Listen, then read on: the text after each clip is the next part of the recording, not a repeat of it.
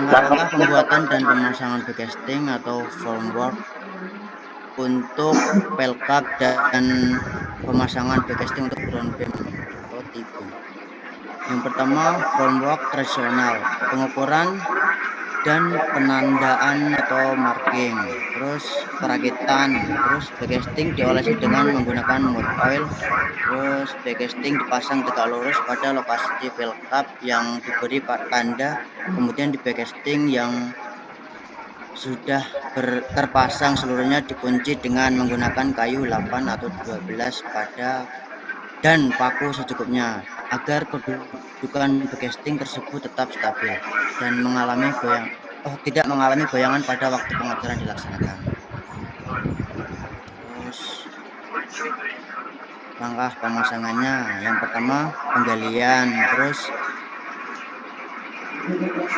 perataan tanah, yang ketiga pemotongan top tiang bor, yang keempat pemasangan backcasting, terus yang kelima penulangan, yang keenam penulangan juga buat tiangnya, yang ketujuh pengecoran, yang kedelapan pemadatan, pakainya vibrator. Terus untuk ground beam, T-beam atau T-beam, mengadakan marking posisi backcasting yang akan dipasang, terus pemotongan papan kayu dan perakitan bagian-bagian backcasting yang akan dibuat disesuaikan dengan ukuran T-beam tersebut. Oles dengan menggunakan mud oil, pemasangan backcasting tegak lurus pada lokasi T-beam yang telah ditentukan, kemudian dikunci dengan menggunakan kayu 8 atau 12 dan paku secukupnya sebagai penahan goyangan. Langkah pemasangannya, yang pertama penulangan ground beam, terus pemasangan backcasting ground beam, yang ketiga pengecoran. Terus yang kedua ada formwork modern. Pada sistem ini formwork menggunakan pasangan bata permanen. Sistem ini tampak lebih rapi, hemat, dan lebih cepat karena tidak perlu pekerjaan pembongkaran formwork. Sistem formwork permanen ini akan sangat menguntungkan lagi bila ground beam dihubungkan dengan lantai beton. Hal ini karena pengecoran lantai betonnya dapat dilakukan saat pengecoran ground beam. Struktur tersebut di atas bila menggunakan formwork kayu untuk ground beamnya, maka pelaksanaannya akan memerlukan waktu yang lebih lama dibanding dengan cara menggunakan formwork modern. Terus langkah pemasangannya, penggalian dan pemasangan batu bata, terus penulangan pelkap beserta ground beamnya.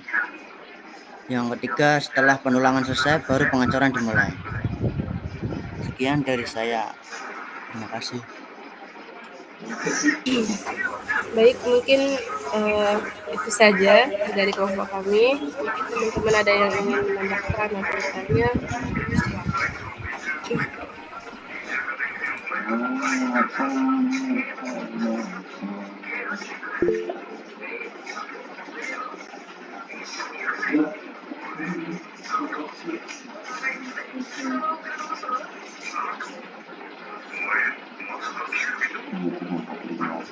Mau nanya. Iya. Oke, aku dari kelompok berapa ya? Kelompok 2. Tadi kan ada tuh disampaikan bahwasanya lumpur tanah itu maksudnya tanahnya itu sangat bervariasi. Nah, pertanyaannya jika kalian sebagai kontraktor, bagaimana cara kalian tuh mengatasi tanah-tanah tersebut atau tantangan tersebut dalam melakukan gali terbuka, termasuk bagaimana menjaga tanah itu biar tetap stabil dan bagaimana memastikan pekerjaan sesuai dengan anggaran proyek, karena kan tadi disampaikan juga bahwa tanah-tanah tersebut yang bervariasi dapat diatasi dengan dinding pemandu. Nah, sedangkan dinding pemandu tersebut pasti membutuhkan tambahan dana ya. Apakah ada cara yang lebih efektif atau memang harus menggunakan dinding pemandu itu untuk mengatasi tanah yang mungkin berbeda-beda dalam satu lokasi? Terima kasih. Oke, sama-sama. Berarti poinnya yang pertama itu bagaimana cara mengatasi tanah yang sekiranya itu berpotensi mengalami kecelakaan yang lebih, longsor gitu maksudnya. Iya, dengan fondasi dengan badan terbuka ya. Iya, dengan dinding pemandu kan tadi katanya apakah harus menggunakan dinding pemandu itu, apakah bisa menggunakan yang lain gitu. Nah, soalnya kalau pakai dinding pemandu itu kan pasti setelah cross check tanahnya bagaimana kan kondisinya. Nah, sedangkan kayak gitu kan pasti udah bakalan nambah biaya gitu. Jadi nggak sesuai estimasi. Nah, apakah ada cara lain? Gitu. Terima kasih. Kalau yang kedua gimana, Put? Tadi ku kirim di chat. Oke. Bentar ya. Biar nggak ribet nyatetnya. Oke, siap. Makasih pertanyaannya. Terus Oke. yang lain gimana? Ada yang ingin tanya dulu? Aku tampung dulu ya, Put. Iya.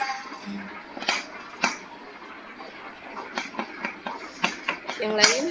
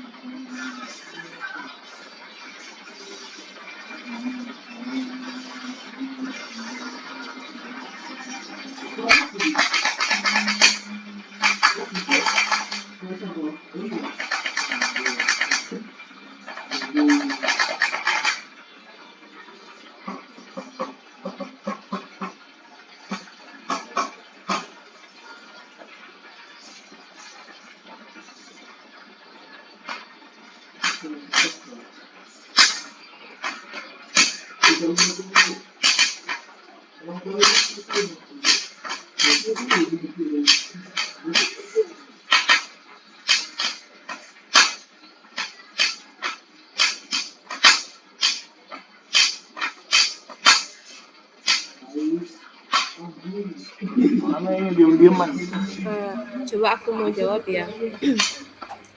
Tadi siapa yang share screen? Wahid ya? Minta tolong share screen lagi dong, Hid. Halo?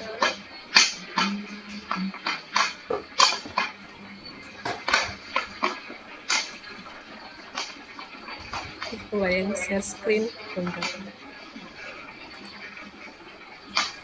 Yang bagian kedua.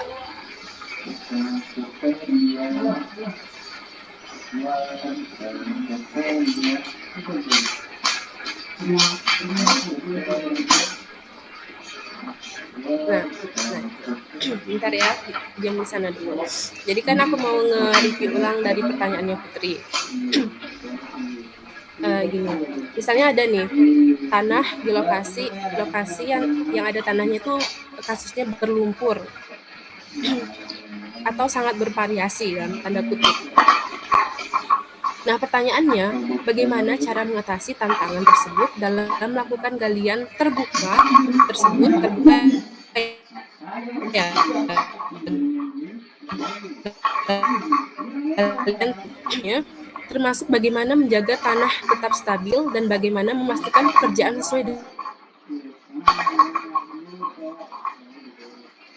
dengan anggaran.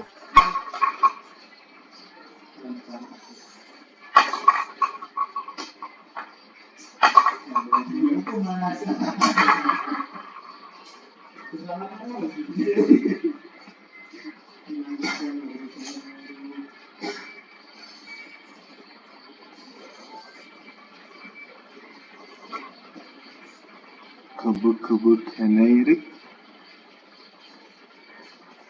Aduh coy. Melek coy.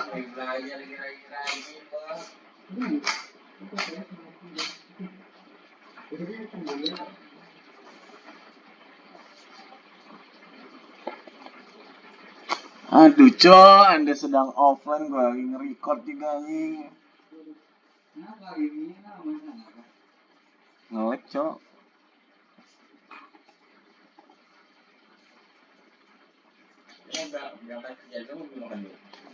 Mangan sih lah, mangan sih.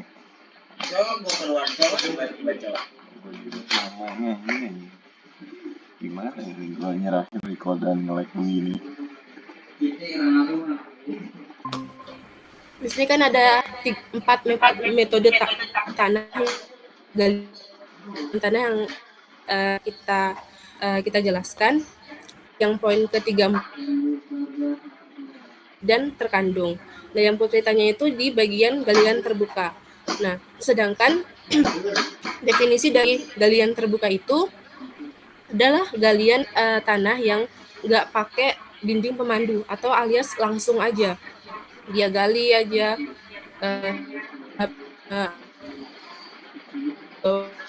sekitar 1 lantai atau 2 lantai. Nah, itu perkiraannya kenapa dia menggunakan galian terbuka, karena sebelum melakukan galian tersebut itu sudah ada analisanya, analisa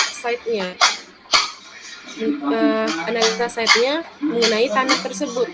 Apakah dia itu misalnya di daerah X, tanahnya itu berpotensi ini.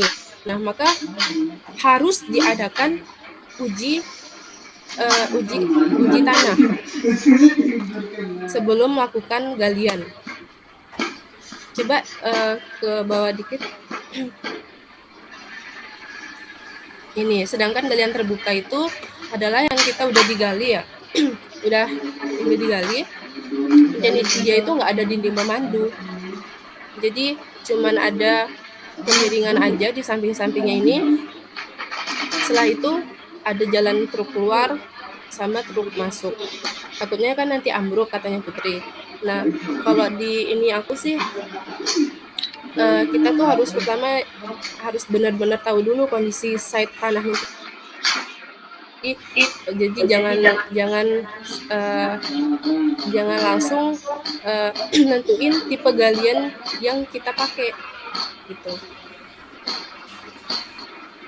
Terus kalau untuk dinding pemandu itu dikhususkan pada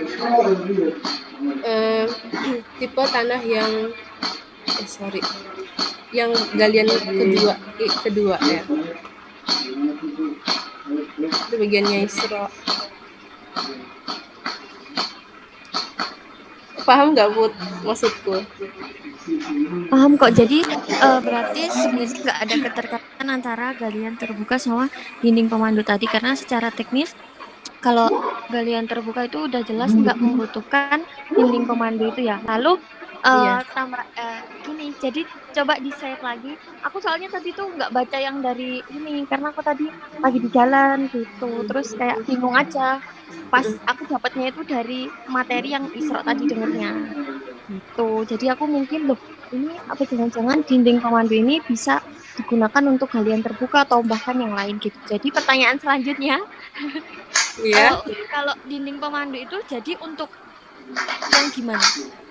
Nah, kalau dinding pemandu itu yang tipenya tanahnya itu berlumpur. Jadi dia harus misalnya kedalaman berapa meter, dia itu tanahnya masih tanah lunak ya. Nah, bisa diatasi dengan itu tembok-tembok pemandu kayak kayak kayak apa sih tadi? Coba di bawah dikit. Wah, kayak menggunakan penahan free cantilever, terus penahan penyokong kayak seat pile dan lain sebagainya. Dan itu tuh khususnya untuk galian bawah pada basement yang memang kayak basement nggak satu lantai aja tapi -1, -2 gitu. Jadi ke dalam terus. Dan itu kondisi tanahnya kondisi tanahnya di mana setnya itu memang benar-benar harus membutuhkan si penahan itu gitu. Oke, cukup kok, cukup jelas. Makasih. Mohon maaf ya kalau kurang lebihnya. Enggak, udah cukup. Makasih ya. Makasih, iya. Mungkin ada yang ingin menambahkan atau yang bertanya?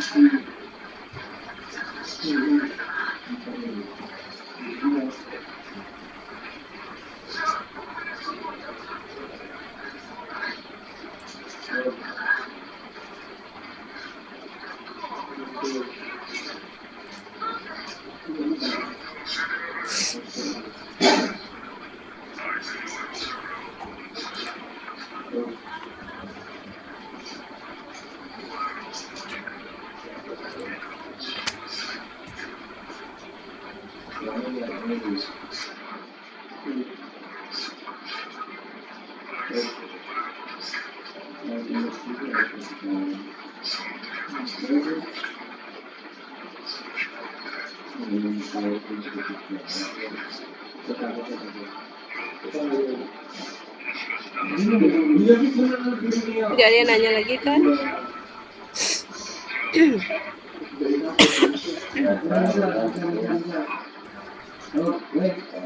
Mal, gimana Mal? Tutup enggak?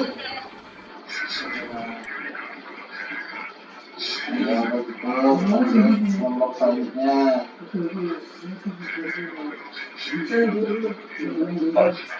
Ayo guys yang belum bertanya, yang mau bertanya untuk setiap presentasi kelompok harus ini ya minimal 5 pertanyaan. Kalau belum ada 5 pertanyaan ya gimana ya?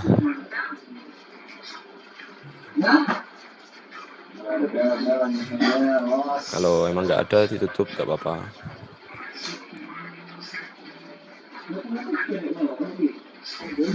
Ini kayaknya nggak ada dah.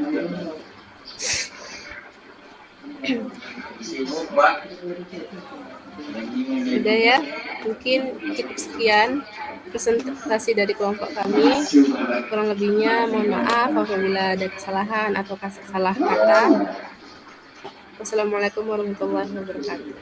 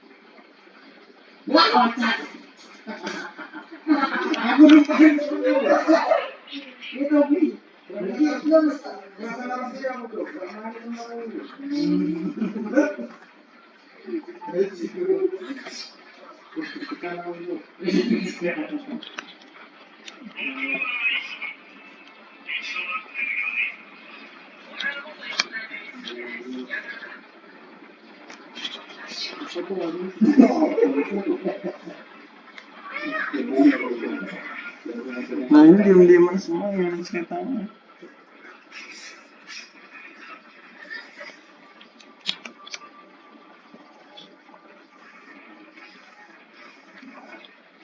Aslama sekalian.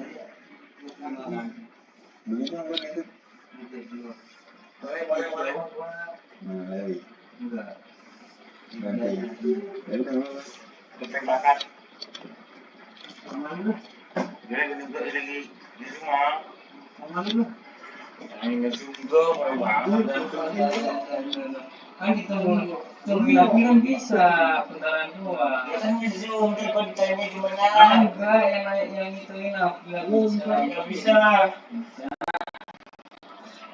Kalau bisa beli apa juga?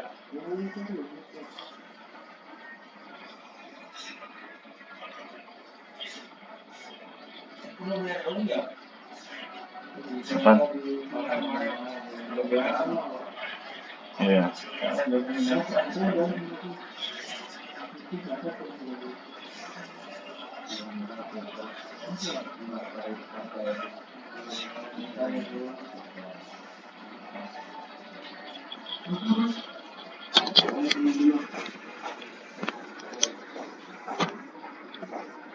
Ghibli.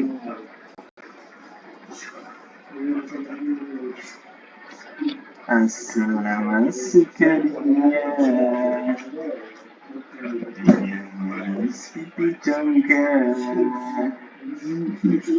malah diem-dieman.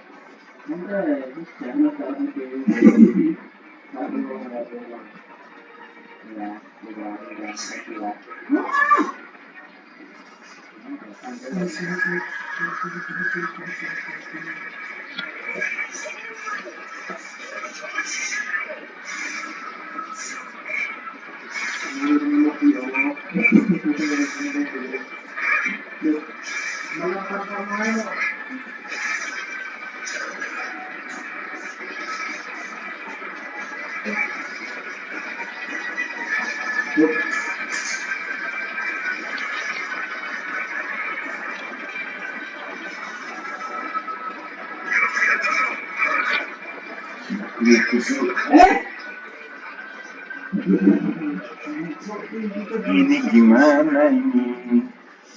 Ini mau nggak usah ke sana siapa coba? Ibu-ibu bangsa.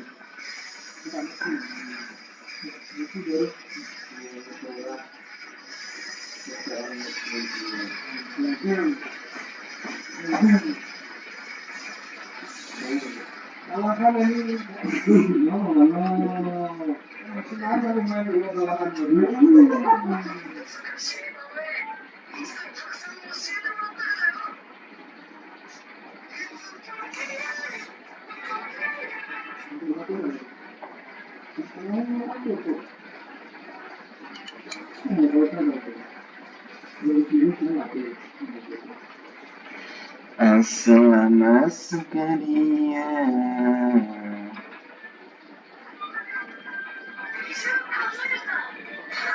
Dengan manis pipi congkak, meleleh.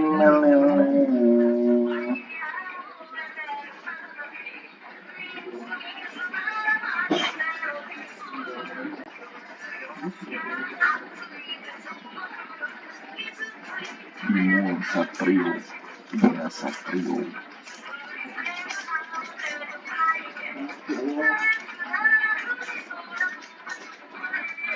Oke,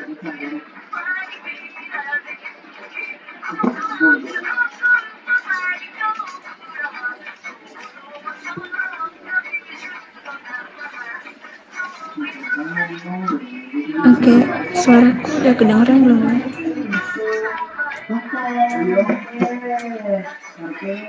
Udah. Ya, Assalamualaikum warahmatullahi wabarakatuh. Perkenalkan, kami dari kelompok 4 akan mempresentasikan mengenai fungsi struktur dalam arsitektur. Boleh di next untuk biar saya memperkenalkan aja anggotanya. Yang pertama itu ada Hikmal Aditya Putra, terus yang kedua ada Bima Satrio, ada Erika Cahya, terus ada Siti Arum, ada Holil Fadli, dan sampai Holil Fadli aja. Oke, next.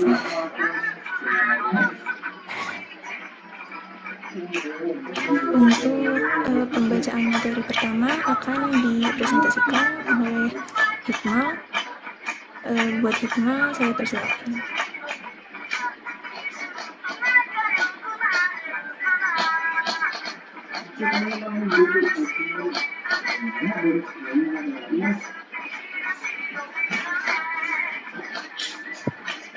Untuk pendahuluan, keberadaan Indonesia yang terletak di antara pertemuan lempeng tektonik aktif dan bergerak di antara tiga lempeng besar meliputi lempeng Indo-Australia dengan lempeng Sino-Pasifik, yang mana lempeng-lempeng ini akan bergerak saling bertumpukan dan bergesekan, yang mengakibatkan renggangan dan geseran dalam tanah yang bisa disebut dengan gempa bumi.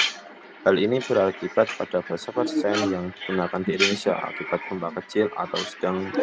Struktur bangunan dijamin tidak rusak, sedangkan gempa kuat yang jarang terjadi, struktur harus dijamin tidak roboh, walau diizinkan mengalami kerusakan yang direncanakan. Perlu dilakukan pendekatan struktur konstruksi yang mengantisipasi kinerja atau kerusakan struktur bangunan sesuai tingkat intensitas gempa yang dikenal sebagai konsep desain berbasis kinerja performance based seismic design. Bangunan bertingkat sebagai tempat manusia melakukan kegiatannya untuk hunian, kegiatan usaha, kegiatan sosial, budaya, ataupun kegiatan khusus lainnya, dan diklasifikasikan sebagai bangunan rendah low rise building, bangunan menengah middle to rise building, dan bangunan tinggi high rise building. Bangunan bertingkat diukur dengan jumlah lantai 8 lantai. Jumlah ini dianggap sebagai dasar jumlah penghuni yang sudah besar, padat, dan jumlah aset bangunan yang besar dengan dampak lingkungan yang tinggi selama under construction dan building operation. Rancangan arsitektur mempunyai keunikan dan ciri arsitektural dan merupakan upaya yang merupakan jawaban permasalahan dari faktor manusia. Persyaratan bangunan atau lingkungan atau diterjemahkan sebagai aspek arsitektural, aspek struktur, dan mekanikal elektrikal, sistem utilitas bangunan. Gagasan dasar muncul dari kreativitas perancang, baik dalam bentuk intuisi black box atau bentuk pemrograman black box, sesuai dengan pendekatan dalam rumusan konsep sistem bangunan. Perancangan struktur dan konstruksi bangunan bertingkat rendah adalah proses merancang bangunan yang tidak hanya berhubungan dengan permasalahan struktur saja, namun juga aspek bangunan yang lain yang harus dilakukan secara menyeluruh dan terpadu. Rancangan bangunan yang berhasil adalah rancangan yang dapat mengoptimalkan perpaduan kepentingan pada bangunan, sehingga pertimbangan-pertimbangan desain harus dipadukan dengan seluruh kepentingan bangunan itu. Struktur dan arsitektur bukanlah pembatas, tetapi fasilitas.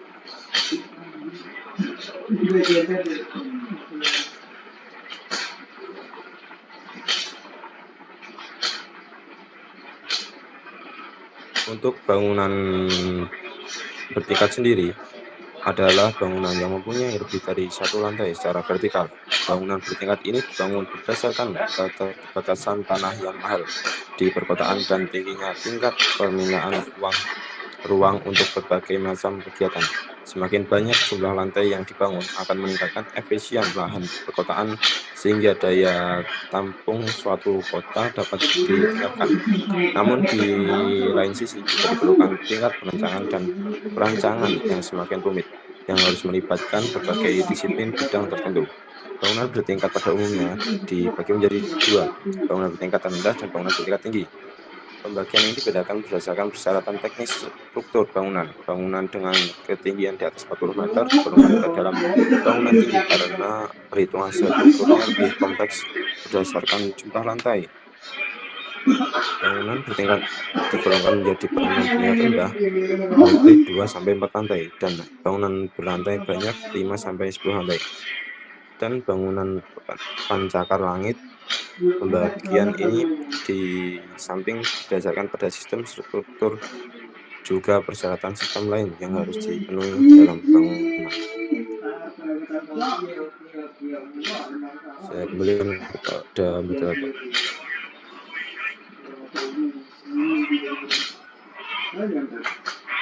Oke, terima kasih Hikmah. Boleh di next.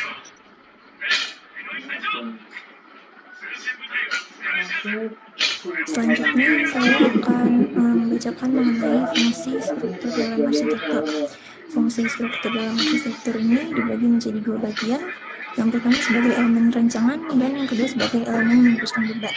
Di elemen rancangan ini dia berfungsi untuk mempertegas dan memperkuat keberadaan sebuah ruang di mana adanya aktivitas berlangsung seperti mendefinisikan ruangan yang berbeda dalam bangunan. Jadi bisa dibilang kalau dalam elemen rancangan ini itu untuk adanya pembagian ruang, karena itu juga tergantung dalam sebuah bagaimana struktur dalam bangunan. Kedua, elemen meneruskan beban ini berfungsi untuk mempertegas kekuatan dan kekokohan bangunan untuk mendukung eksistensi bangunan. Seperti gimana nanti adanya beban mati, beban hidup, beban lingkungan, beban angin, beban gempa, dan beban thermal gitu. Kalau misalkan yang elemen meneruskan beban ini dia itu yang bagian penting semuanya penting. Oke, lanjut aja. Terus masuk ke tahapan yang perlu diperhatikan untuk membentuk arsitektur dalam proses perancangan. Ada 5, yaitu yang pertama harus adanya pemahaman terhadap keterkaitan yang erat antara struktur dan arsitektur. Terus yang kedua, tentunya harus ada pemahaman mengenai bagaimana perilaku dari sebuah struktur. Terus yang ketiga, ini dengan melakukan pemodelan pada struktur. Yang keempat, adanya pengenalan terhadap material. Terus yang kelima, melakukan pemahaman secara holistik terpadu terhadap sistem struktur. Untuk selanjutnya akan dijelaskan oleh Bima. Silakan. Selanjutnya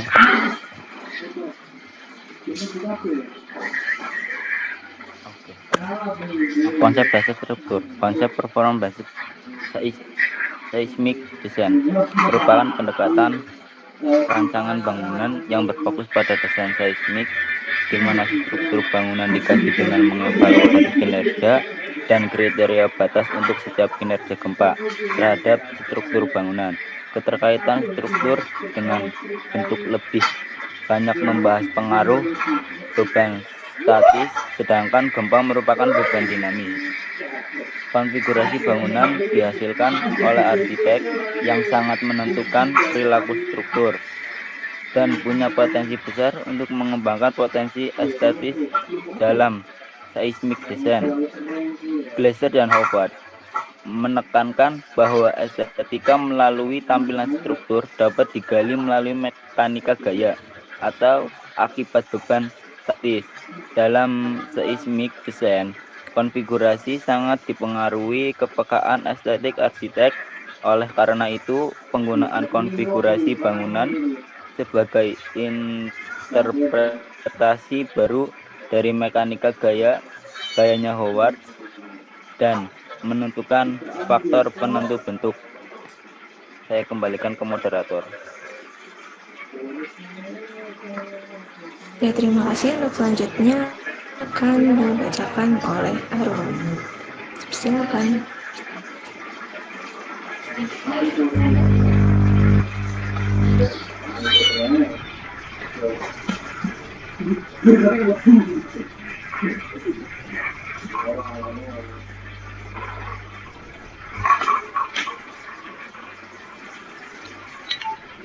Selanjutnya tentang perkembangan sistem struktur. Sebelum abad ke-19, pembangunan bangunan bertingkat tinggi dimulai dengan pil-pil di pegunungan, piramid, balai kota, masjid, gereja, dan lain-lain yang dimotivasi oleh unsur politis dan keagamaan sebagai simbol kekuasaan dan kepercayaan. Material yang digunakan pun masih memakai teknologi daur alam dan kayu, dan dikombinasikan dengan elemen atau sistem struktur vault, arches, dan konsep balok kolom. Baru pada abad ke-19, dengan adanya pertimbangan dari segi teknis, penggunaan sistem struktur dinding pendukung untuk bangunan tinggi mulai dilakukan pada Monadnock Building 16 lantai 1891 di Chicago dengan sistem konvensional, yang dimana pada bagian base itu lebarnya kurang lebih 2 meter dan semakin ke atas semakin kecil. Pada tahun 1855, rangka besi ini mulai dikembangkan menjadi sebuah sistem konveksi atau revolusi industri. Sebagai ekspresi dari likeness dan strength dari sebuah material konstruksi rangka ini mulai populer dan berkembang menjadi sistem komponen teknis yang sangat esensial pada bangunan tinggi pada saat itu adalah struktur, keamanan, sirkulasi vertikal, mekanis, dan sanitasi. Struktur menggunakan rangka baja dengan kemampuan untuk stabil dari gaya lateral, keamanan untuk ketahanan terhadap bahaya kebakaran, sirkulasi vertikal berupa lift atau elevator, mekanis dan sanitasi terdiri dari plumbing, pemanis sentral, pencahayaan buatan, dan ventilasi. Sedangkan AC atau pengkondisian udara pada saat itu baru muncul pada tahun 1924. Saya kembalikan ke moderator.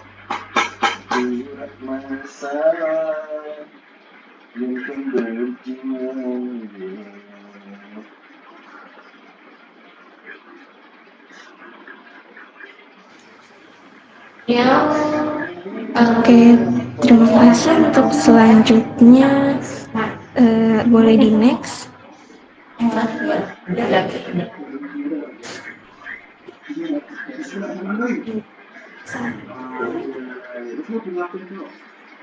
Oke, saya akan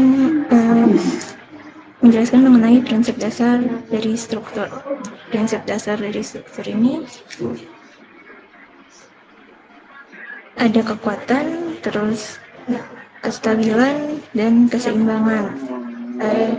Mengenai kekuatan ini merupakan elemen dan komponen struktur bangunan yang bekerja secara vertikal maupun horizontal bangunan dalam menahan beban-beban yang timbul. Tuh, yang pertama ada komponen vertikal. Vertikal ini berupa kolom. Kolom ini berfungsi buat menahan gaya-gaya vertikal yang dialirkan dan disebarkan menuju substruktur dan pada pondasi bangunan. Yang kedua itu ada komponen horizontal. Komponen horizontal ini berupa struktur lantai dan balok yang terdiri dari balok utama dan balok anak. Sebagai apa? Sebagai penahan beban mati dan beban hidup yang diteruskan ke kolom. Untuk membentuk struktur adalah dengan meletakkan elemen garis atau gabungan elemen garis, atau sebagai bentuk elemen permukaan atau gabungan keduanya untuk saling berhubungan dengan maksud untuk mendukung dari beban itu sendiri. Dan untuk selanjutnya kestabilan dan keseimbangan dijelaskan oleh Arum. Silakan.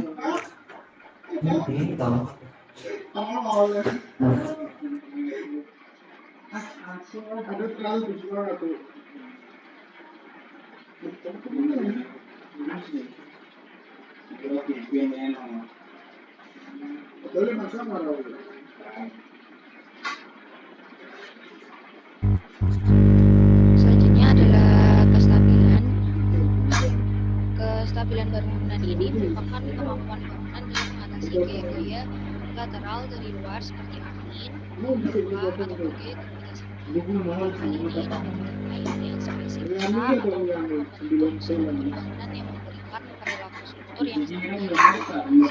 Kestabilan lateral struktur yang mengalami sembarang posisi pembebanan harus dicapai dengan menggunakan pemikul beban lateral dengan memakai pengakangan lateral di sekeliling tanah. Selanjutnya ada keseimbangan, di mana keseimbangan ini merupakan perilaku massa bangunan dalam mengatasi gaya gravitasi bumi dan angin, di mana perilaku struktur dicapai dengan membangunkan bidang-bidang vertikalisasi yang berfungsi untuk memberikan beban dan beban tersebut dengan permukaan tanah. Gerakan atau fleksi yang diakibatkan oleh angin, khususnya bangunan mengalami dan menghasilkan gaya-gaya ini menyebabkan resonansi terhadap defleksi rata-rata sesuai arah gaya angin yang besar dan frekuensi terhadap karakteristik gaya angin dan kekuatan serta stabilitas prosedur lain sebenarnya adalah dengan susunan tugas untuk mereduksi respon struktur aktual. Mekanisme peredam ini dipasang pada titik-titik blok dan menyerap energi dan meredam. Saya kembalikan ke Oke, mungkin boleh di next buat nunjukin gambar-gambarnya. Untuk gambar yang pertama itu ada gambar shear wall, ya, itu masuk ke bagian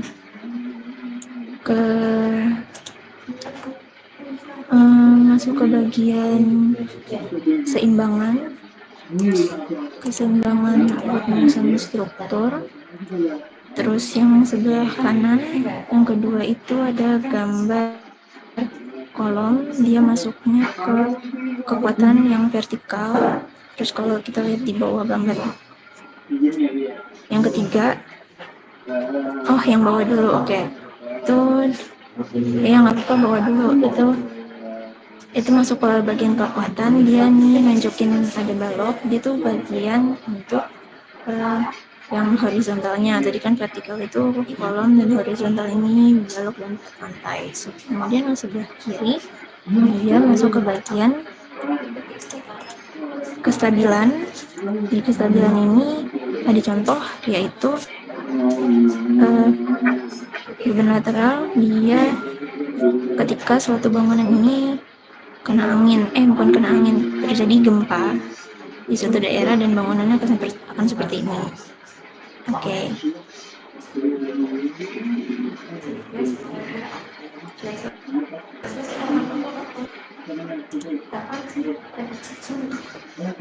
Sekian presentasi dari kelompok 4. Untuk selanjutnya dibuka sesi tanya jawab.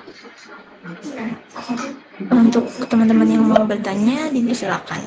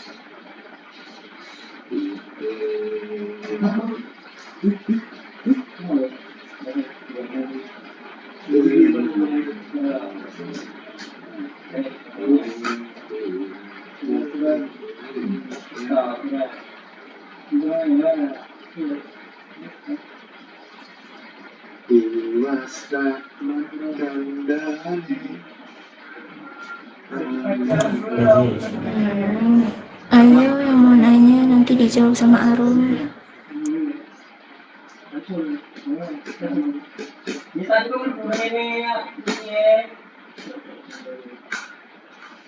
Dua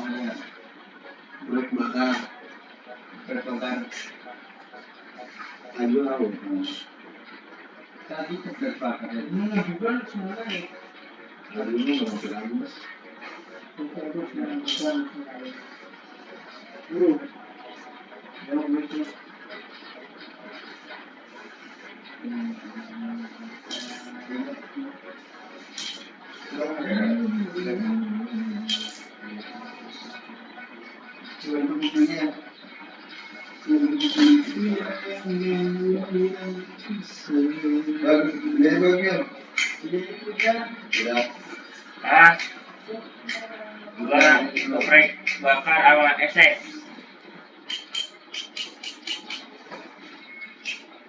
Saya mau presentasi mana cowok? Nanti cowok. Abang mau ditanya.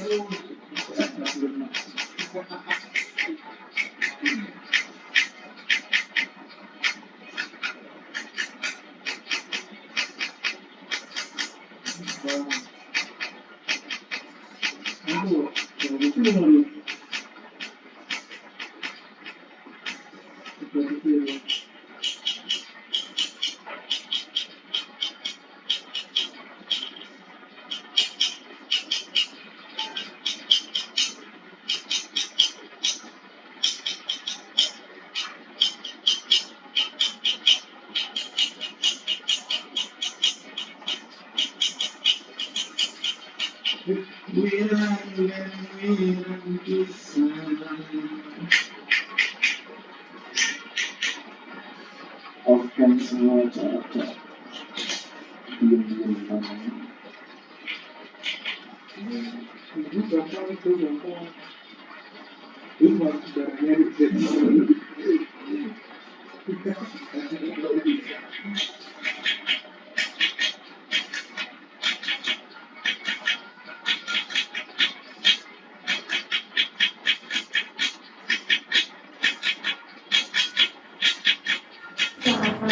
sekali lagi, apakah masih ada yang mau tanya? Bisa.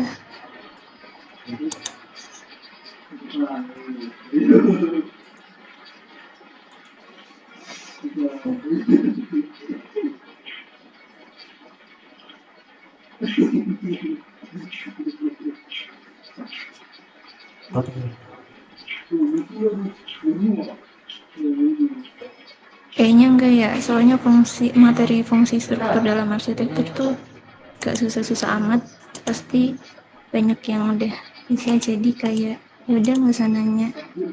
Ya udah kita akhiri aja ya. Oke, itu tadi presentasi dari kelompok 4. Mohon maaf kalau misalkan ada kesalahan kata. Saya tutup. Wassalamualaikum warahmatullahi wabarakatuh. Waalaikumsalam warahmatullahi wabarakatuh.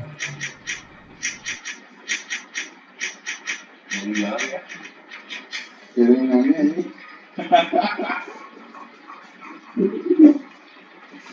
Ini langsung nyanyi ya.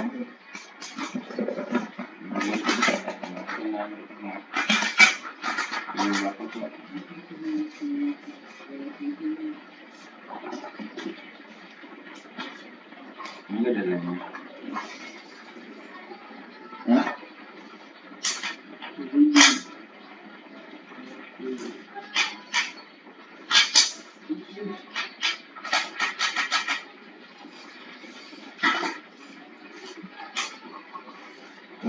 Kalian dulu wis kadung sepenuh hati.